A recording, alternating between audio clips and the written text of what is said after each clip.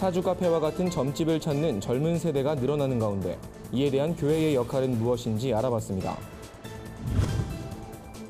예장통합 총회재판국이 명성교회 김하나 목사의 청빙을 승인한 판결문을 공개했습니다.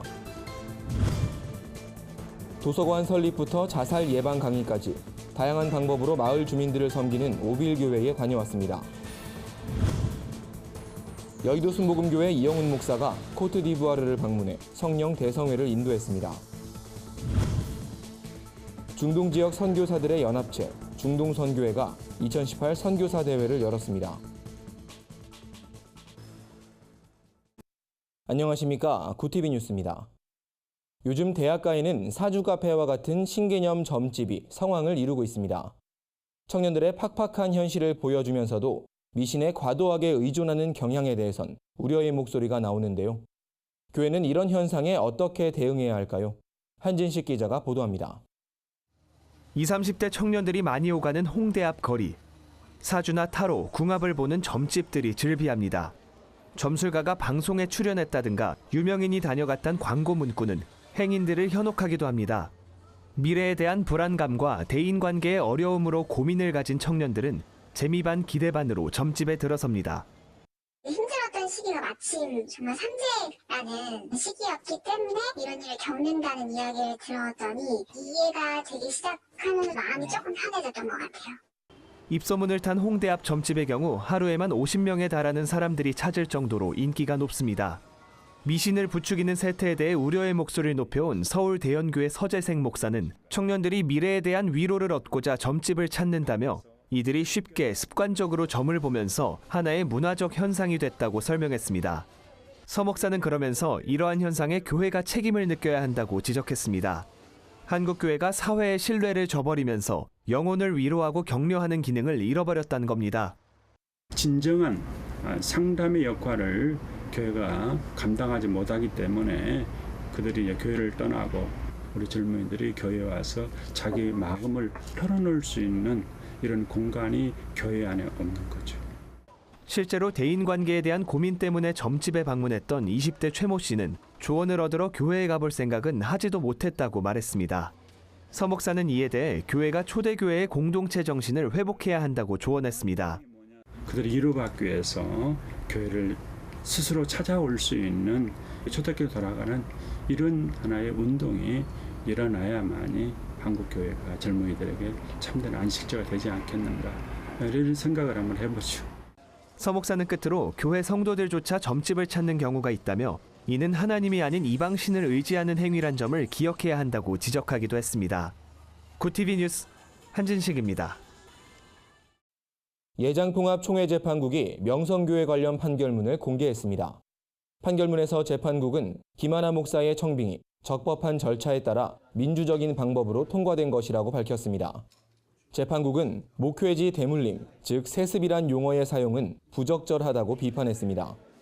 원고가 여론 형성으로 진짜 세습이 이루어진 양 둔갑시키고 있다며 목회지 대물림 혹은 세습이란 주장은 이유 없다고 못 박았습니다.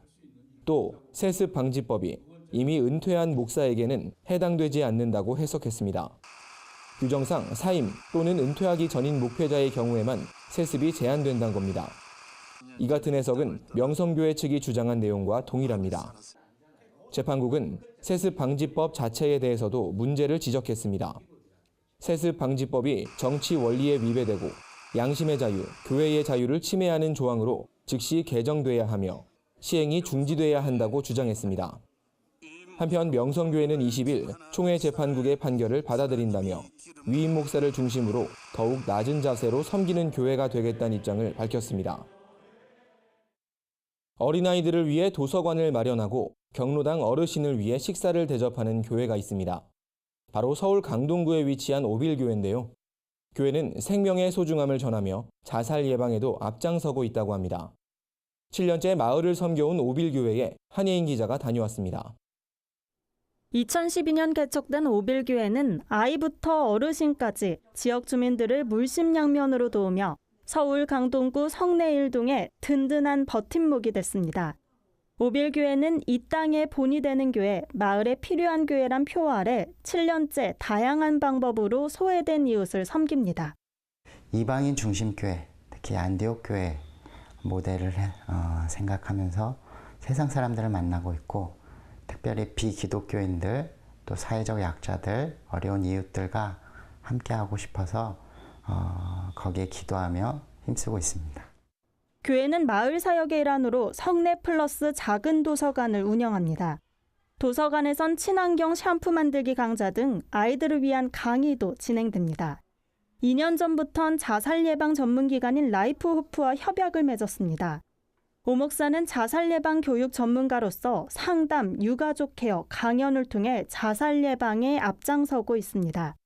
최근엔 교회에서 500m 떨어진 곳에 카페를 열게 되면서 마을 주민들과 한층 가까워졌습니다.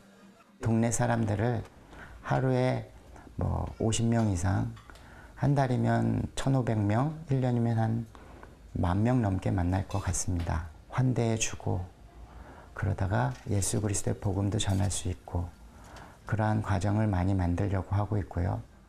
오빌교회의 또 다른 특징은 실버 사역입니다.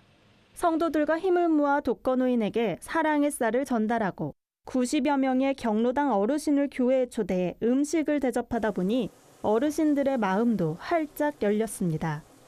이 목사님처럼 그 진실한 목사님은 없어요. 난 가장 존경하는 목사가 저 목사님입니다. 그래서 오늘까지도 좋아하고, 저 목사님이 여기 오시면 언제든지 우리가 따라주고.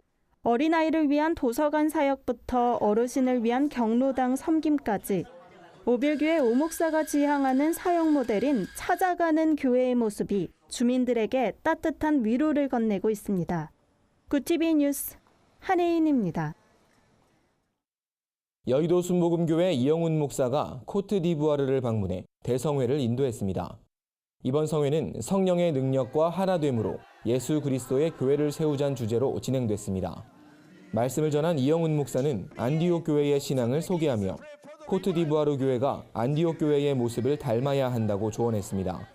이 목사는 안디옥 교회는 성령 중심, 기도 중심의 신앙으로 초대교회 당시 큰 부흥을 이뤘다며 참여한 모든 성도들이 이 같은 신앙을 바탕으로 사명을 감당하길 바란다고 권면했습니다.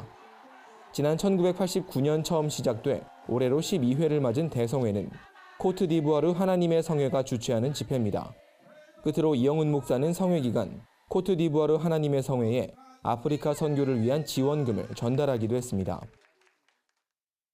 중동 지역 선교사들을 섬기는 중동선교회가 4박 5일의 일정으로 선교사 대회를 열었습니다. 선교회 관계자는 짧은 기간이지만 쉼을 얻고 돌아가는 대회가 되길 바란다고 말했습니다. 창립 34주년을 맞은 중동선교회는 1970년대 이후 중동에 진출한 우리나라 근로자들의 현장 교회와 현지 교민들의 한인교회에서 시작됐습니다. 창립 이후부터는 선교사 훈련과 기도 모임, 대회 등을 통해 선교사들을 적극 지원하고 있습니다. 인사말을 전한 조남흥 이사장은 세계 복음화를 위해 헌신하는 선교사들의 희생을 항상 기억해야 한다고 권면했습니다. 2018 중동 선교사 대회는 24일까지 4박 5일의 일정으로 진행되며 예배와 강의, 관광 등 다양한 프로그램이 진행됩니다. 오늘의 해외 주요 뉴스를 한혜인 기자가 전해드립니다. 굿TV 월드와이드입니다. 미국 정부가 터키에 구금된 미국인 앤드류 브런슨 목사를 석방하는 대신 터키의 국영은행인 할크방크에 대한 조사를 유예해달란 터키 정부의 요청을 거절한 것으로 알려졌습니다. 미국은 브런슨 목사 외에도 테러 혐의로 터키에 수감된 미국인과 터키 주재의 미국 영사관 직원들의 석방을 촉구하고 있습니다. 미국은 브런슨 목사가 석방되기 전까진 터키와 어떠한 이슈에 대해서도 논의하지 않겠다는 입장입니다. 브런슨 목사는 터키 쿠데타를 지원한 테러 조직 활동에 가담했다는 혐의로 2016년 10월 수감됐으며 현재 건강상의 이유로 가택연금 상태입니다. 미국 미주리주에 있는 육군 기지에서 6개월간 1,800여 명이 넘는 군인들이 신앙을 고백했습니다. 짧은 기간 동안 부대에서 큰 부흥이 일어나 더욱 눈길을 끕니다. 이 같은 소식은 미국 레오나드 우드 군부대의 대위 조스 런던 목사를 통해 알려졌습니다. 런던 목사는 자신의 페이스북을 통해 올해 3월부터 1,839명의 병사가 예수 그리스도를 영접했다고 말했습니다. 이어 25년간 목회를 하면서 이렇게 뜨거운 구원의 열정을 처음 본다며 이들의 군생활 가운데 하나님의 사랑이 임하길 바란다고 전했습니다. 유럽연합이 페이스북이나 유튜브와 같은 소셜미디어 기업들이 테러 관련 내용이나 극도의 폭력성을 내포한 게시글을 1시간 이내에 지우지 않으면 벌금형에 처해지도록 하는 규제안을 다음 달 공개합니다. 테러 및 폭력 관련 게시물 삭제를 기업 자율에 맡겼던 기존의 방침을 바꿔 보다 강화된 규제안을 마련하겠다는 겁니다. 줄리안 킨 안보 담당 집행위원은 새로 마련 중인 규제 법안은 온라인 플랫폼에 대한 법적 명확성을 부여하는 데 도움을 줄 것이라고 말했습니다. 이번 조치와 관련해 내부에선 법제화할 필요까지는 없다는 의견도 나옵니다. 이스라엘의 점령지인 요르단강 서안에 있는 팔레스타인 주민들이 외국에서 보낸 우편물을 8년 만에 받아보게 됐습니다. 우편물은 편지, 휠체어, 장난감 등 소포 수천 개에 달해 무게만 10톤이 훌쩍 넘습니다. 일부는 파손된 상태입니다. 주문한 지 8년 만에 소포를 받게 된 팔레스타인 주민들의 모습에 이스라엘을 향한 비난도 거셉니다. 팔레스타인은 2008년 요르단을 거쳐 직접 우편물을 받을 수 있도록 이스라엘과 합의했지만 이스라엘이 이를 지키지 않았다고 지적했습니다. 또 AP통신은 이번 사례는 이스라엘이 팔레스타인 사람들의 일상을 지속적으로 통제한다는 사실을 보여준다고 말했습니다.